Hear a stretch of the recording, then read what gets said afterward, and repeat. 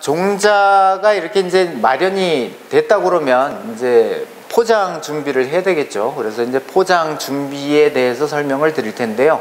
일단은 이제 토양 조건을 보시면 보리 같은 경우는 보리 재배에 적합한 토양이 사양토나 식양토이면서 토심은 가능하면 뭐 100cm 이상, 이 화분과 작물들이 다 마찬가지가 되겠지만 상당히 뿌리 뻗음이 상당히 좋습니다. 그렇다 보니까 가능하면 토심이 깊은 그런 포장일수록 상당히 이제 유리하다고 보실 수가 있고요.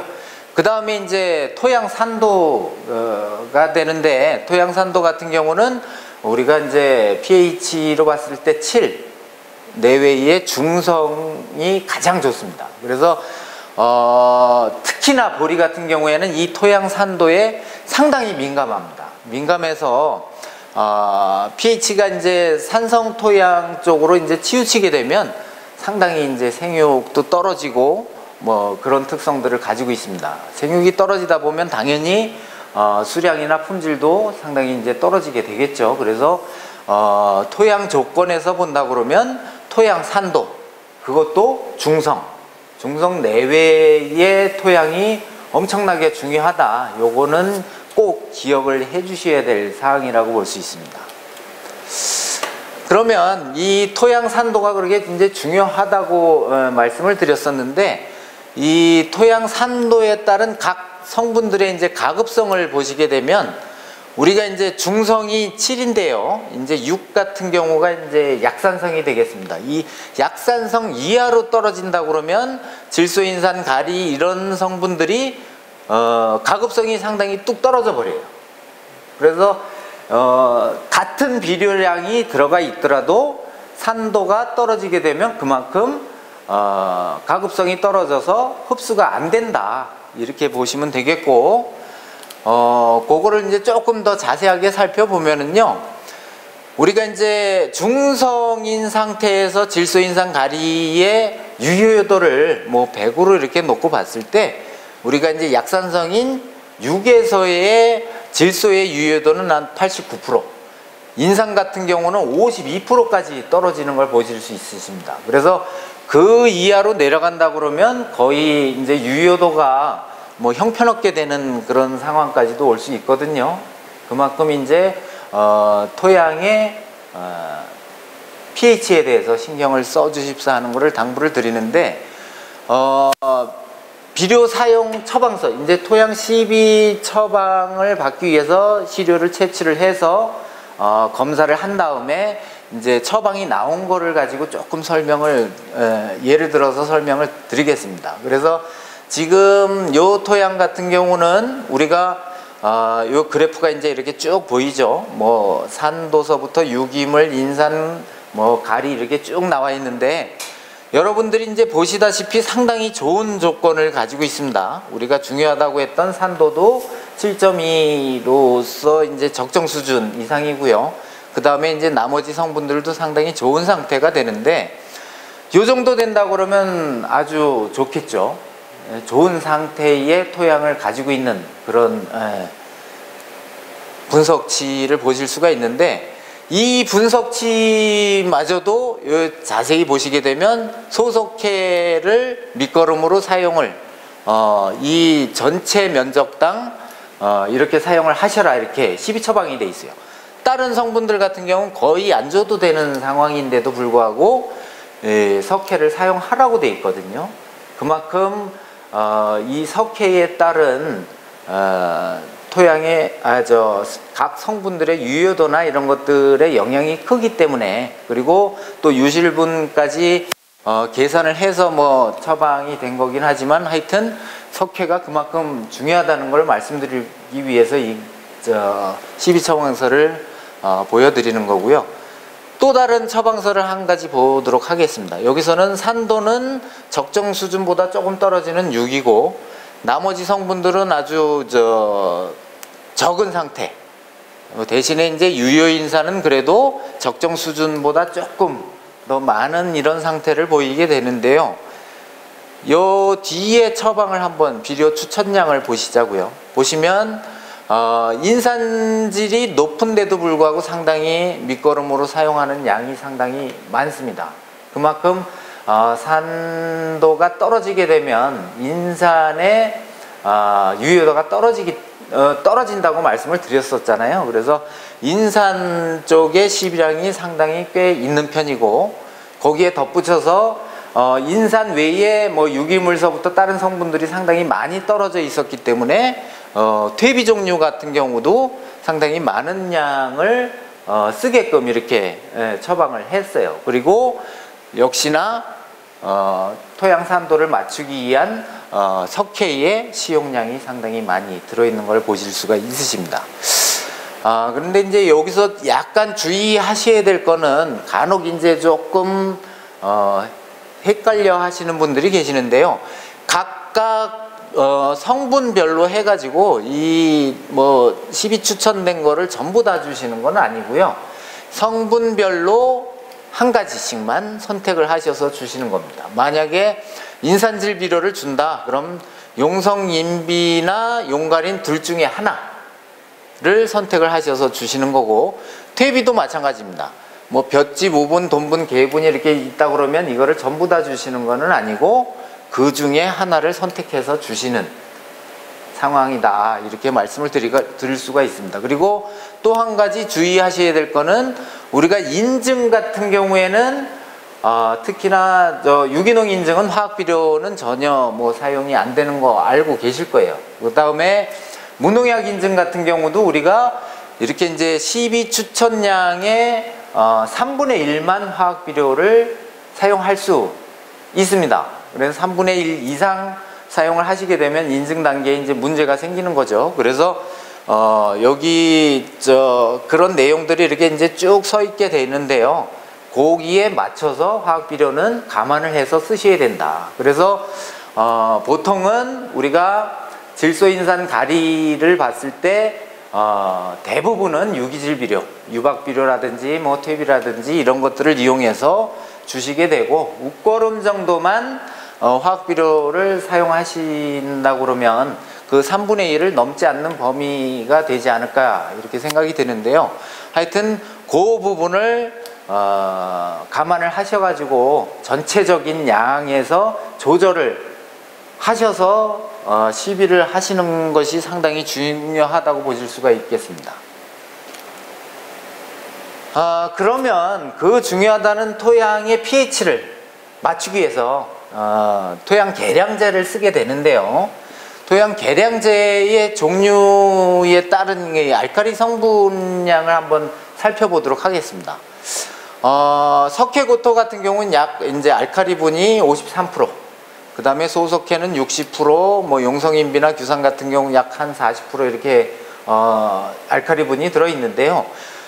예전에는 소석회가 이제 정부에서도 공급을 해주는 그런 품목이었는데, 현재는 생산은 되지만 농가분들이 이렇게 구입해서 쓰시기에는 상당히 어려운 점이 있고요. 현재 생석회 같은 경우에는 알칼리분 함량은 상당히 높습니다. 하지만 이것들을 포장해 사용을 했을 때 생석회 같은 경우는 여러분 아시는 것처럼 발열 반응이 있습니다. 그래서 상당히 쓰시는데 조금 불편한 점이 있기 때문에 이런 것들을 제외한다 그러면 손쉽게 접할 수 있는 석회고토를 쓰신다든지, 아니면 인산을 시비를 하면서 또한 규산을 시비를 하면서 토양의 pH를 높일 수 있는 용성인비나 규산을 쓰시는 것도 토양의 pH를 맞추는데 상당히 좋은 방법이라고 말씀을 드릴 수가 있습니다.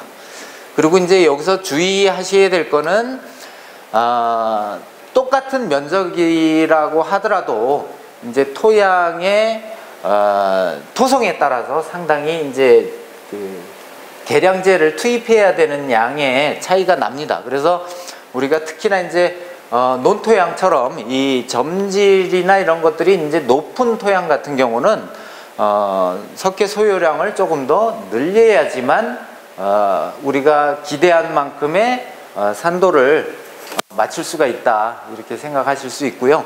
뭐 사질토 같은 경우에는 훨씬 이제 뭐 표준량만 주셔도 문제가 없는 그런 상황이 될 수는 있습니다만, 하여튼 이렇게 점질토라든지 부식이 많은 그런 포장 같은 경우는 석회를 늘려서 시용을 하셔라 부탁을 드리겠습니다.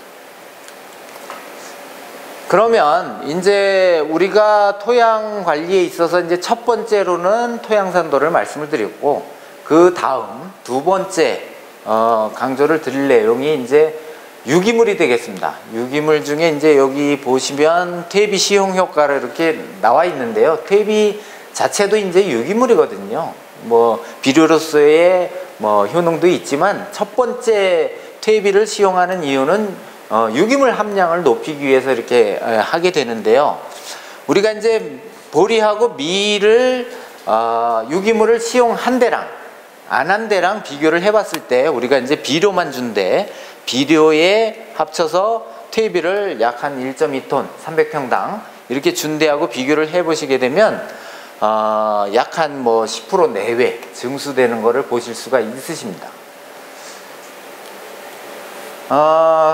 그렇게 이제 중요한 유기물의 기능을 한번 자세히 살펴보도록 하면은요, 유기물은 이 양이온의 치환 용량을 증대를 시켜줍니다. 증대를 시켜줘서 우리가 이제 양분을 공급해주기도 하고, 그 다음에 이제 적정 산도로 조정을 해주는 역할을 하게 됩니다.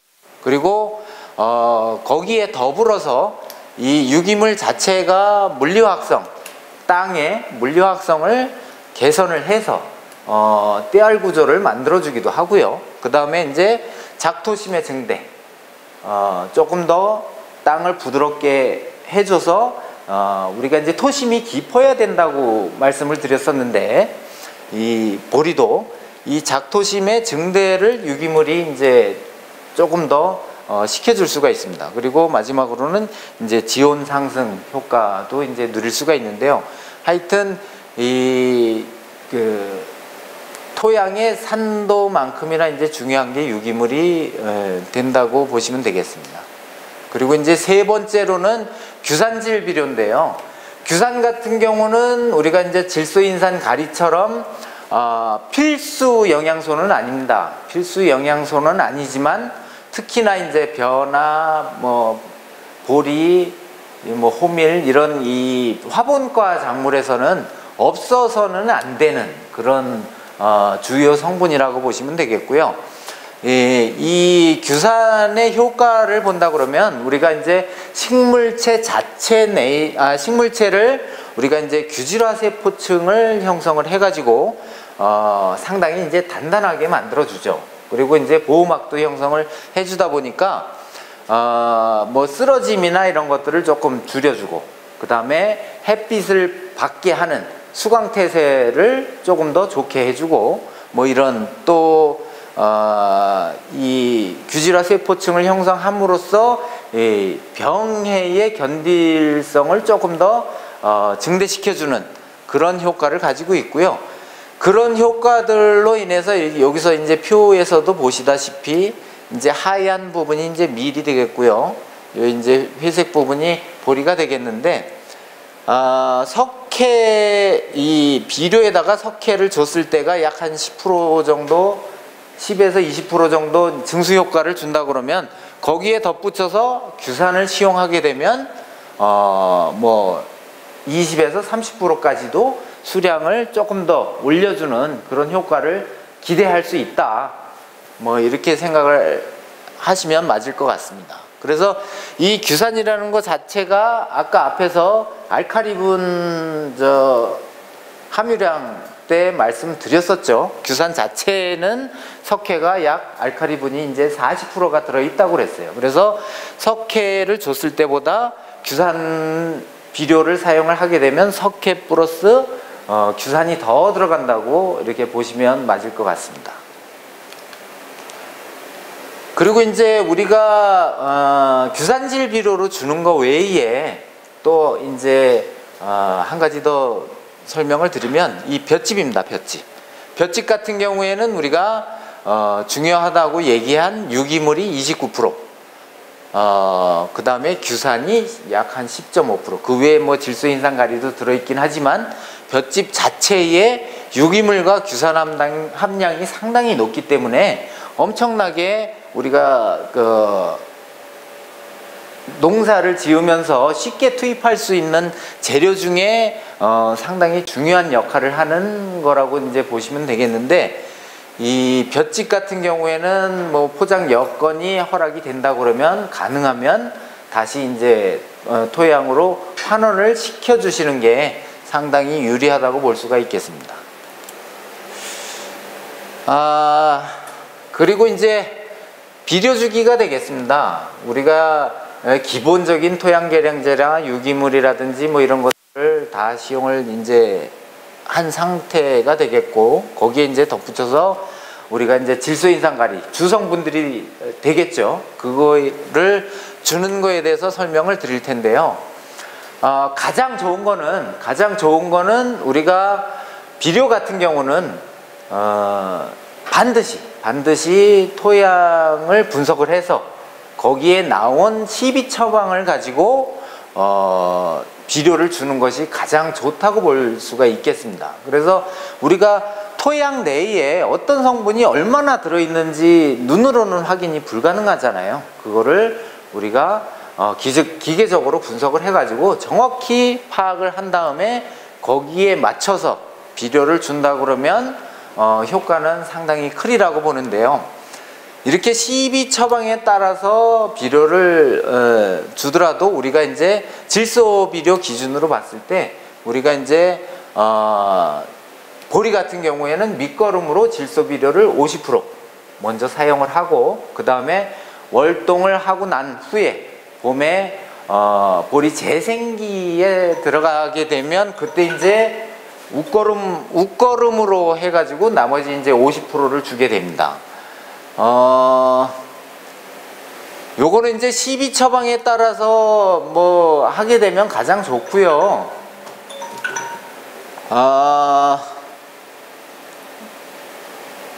어쩔 수 없이 우리가 이제 CB 처방을 못 받았을 경우를 이제 생각을 해가지고 한번 표준 CB량으로 한번 보시자고요. 표준 CB량을 보시게 되면 우리가 이제 쌀보리 같은 경우에 표준 CB량이 쓰러짐 견딜성으로 봤을 때 쓰러짐 견딜성이 강한 품종 같은 경우에는 질소가 약 9kg 성분량입니다. 인산이 7.4kg, 가리가 3.9kg CB가 이제 표준 CB량이 되겠고요. 그 다음에 이제 쓰러짐 견딜성으로 중에서 약의 수준의 품종 같은 경우에는 질소가 8kg, 인산이 6.8kg, 가리가 약 한 3kg 이 정도를 CB하는 것이 이제 표준 CB량이 되겠습니다. 그런데 이제 요 양들보다 초과되는 경우, 우리가 이제 CB 처방을 받게 되면 뭐 그런 것들은 조금 줄어들겠지만, 그렇지 않고 이제 표준 CB량으로 이렇게 주시게 된 거나 아니면 기준량보다 많이 주게 되면, 비료를 많이 주게 되면 우리가 이제 계속적으로 이제 영양생장이나 과번무나 이런 현상들이 일어날 수 있습니다. 그렇다 보면 이삭의 이금때가 늦어지고, 또 그로 인해서 도복이나 병해충 발생이 조장이 될 수가 있습니다. 그리고 덧붙여서 파종기가 늦어졌을 때는 우리가 기준량보다 인산 가리 같은 경우는 약 한 20에서 30% 정도를 더 늘려주시는 것이 유리합니다. 그러면 우리가 이제 그 CB 처방을 받은 거나 아니면 표준 CB량으로 해가지고 비료를 줄 경우에 얼마나 줄 것이냐, 이거를 시판되는 비료들의 성분표를 보면서 이제 설명을 드리면요.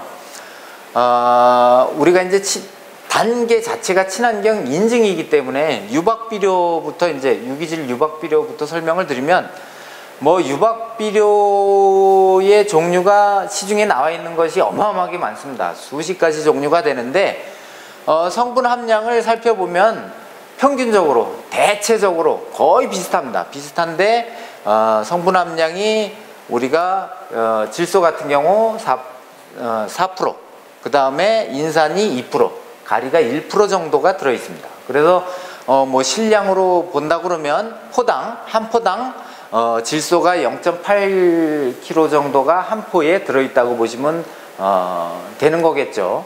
그래서 그거를 만약에 이제 표준 시비량으로 한번 우리가 환산을 해 보시자고요. 우리가 보통 질소를 우리가 300평당 성분량으로 보리에서는 8에서 9kg 정도를 사용을 한다고 그랬어요. 그렇죠? 그러면 그 중에 밑거름으로 50%, 웃거름으로 50% 준다고 그랬죠. 그러면은 예를 들어서 전체량을 8kg로 봤을 때 유기질 유박 비료가 어느 정도나 들어갈까요? 이 계산을 해보면 우리가 이제 그 유기질 유박 비료가 한 포당 0.8kg의 질소가 들어있다고 그랬으니까 성분량으로 8kg를 맞추려고 그러면 300평에 약 한 10포 정도가 들어가게 되겠죠. 유박 비료로 준다고 그러면 우리가 밑거름으로 50, 웃거름으로 50이니까 우리가 파종 전에 유기질 유박 비료를 밑거름으로 사용을 한다 그러면 5포를 먼저 주고, 그 다음에 이제 봄이 돼서 웃거름으로 사용을 하실 때 나머지 5포를 주게 되면 맞게 되는 거겠죠. 이렇게 이제 질소 기준으로 우리가 이제 보통은 시비를 하게 되는데, 그렇게 사용을 해 주시고, 다만 우리가 이제 유기질 유박 비료 같은 경우에는 인산이나 가리 함량이 상당히 좀 낮은 편에 속해요. 그래서 그 부족한 부분들을 뭘로 채울 것이냐, 가능하면 뭐 유기질로 나오는 뭐 인산 비료나 가리 비료를 사용하면 좋겠지만, 그게 안 된다 그러면 일부 무농약 인증 단계에서는 화학 비료를 3분의 1까지 쓸 수가 있다고 얘기를 했습니다. 그러니까 용성 인비나 염화 가리를 일부 부족한 부분에 대해서 계산을 해서 이렇게 이제 사용을 하시면 되는데, 제가 대략 계산을 해 보니까 우리가 10포를 사용을 한다고 봤을 때 인산이나 가리가 부족한 거를 화학비료로 표준 시비량 기준으로 해가지고 계산을 해보면, 용성인비는 300평당 약 한 10kg 내외, 반포 정도가 되겠죠. 그 다음에 이제 염화가리는 뭐 3kg에서 뭐 많게는 5kg까지 이렇게 이제 들어갈 수는 있는데, 하여튼 그거는 계산을 하셔가지고, 아니면 시비 처방에 따라서 뭐 시용을 하신다 그러면 뭐 가장 좋으니까 그렇게 감안을 해가지고 사용을 하시는 게 좋지 않겠나, 이렇게 생각이 듭니다.